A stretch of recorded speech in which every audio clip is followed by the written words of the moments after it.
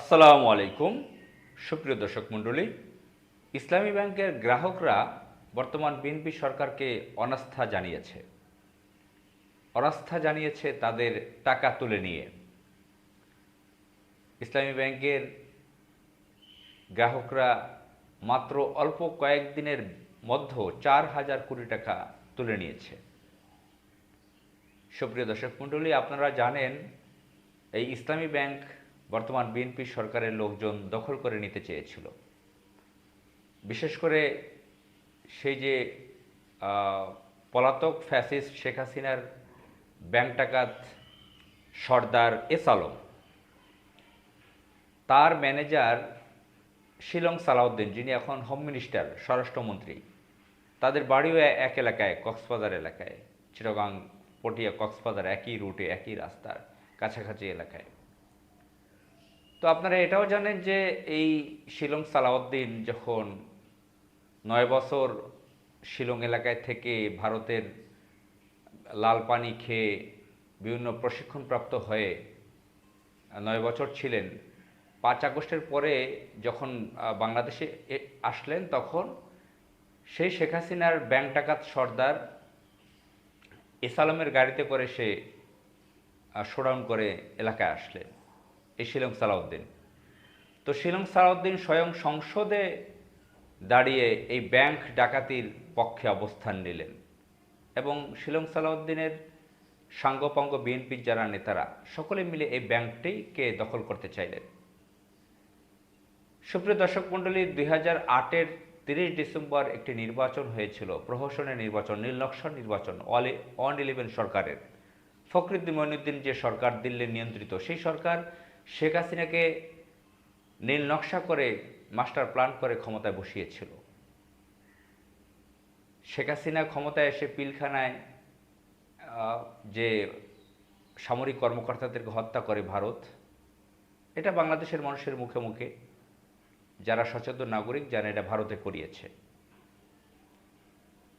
তাছাড়া বিভিন্ন খুনগুম করেছে। অন্ততপক্ষে ব্যাংক, ইসলামী ব্যাংকটাকে সরাসরি একদম দখল করে 2017 সালে। অনেক সময় নিয়েছে, বিভিন্নভাবে লুটপাট চালিয়েছে প্রাইভেট ব্যাংকগুলো। বাংলাদেশের সর্বোচ্চ বড় ব্যাংক, বেসরকারি ব্যাংক ইসলামী ব্যাংক। শুধু বেসরকারি ব্যাংক নয়, রাষ্ট্রায়ত্ত ব্যাংকগুলোরও অনেক উপরে আছে ইসলামী ব্যাংকের অবস্থান।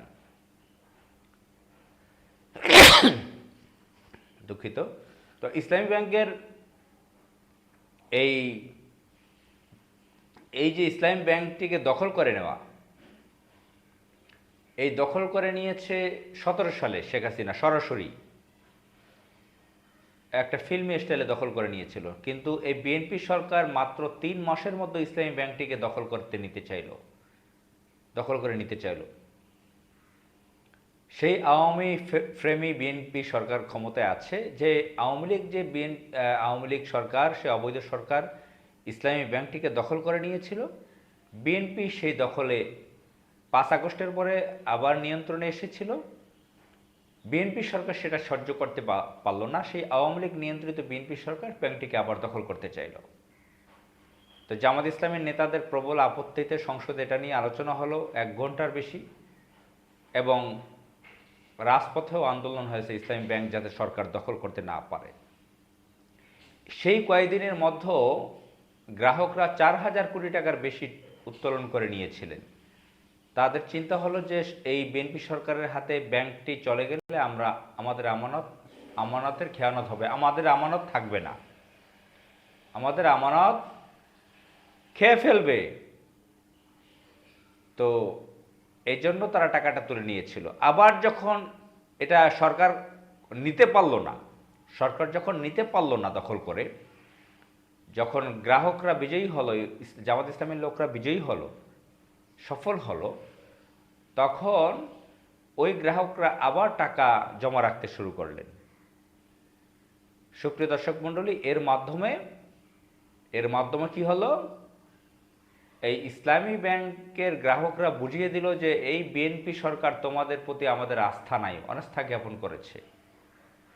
খুব অল্প কথায় বলতে গেলে আর্থিক প্রতিষ্ঠানের এই প্রতিষ্ঠানের যা গ্রাহক ব্যাংক ইসলামী ব্যাংকের, তারা এই সরকারকে বিশ্বাস করতে পারছে না। এই আস্থাহীন, যাদের উপর আস্থা নাই,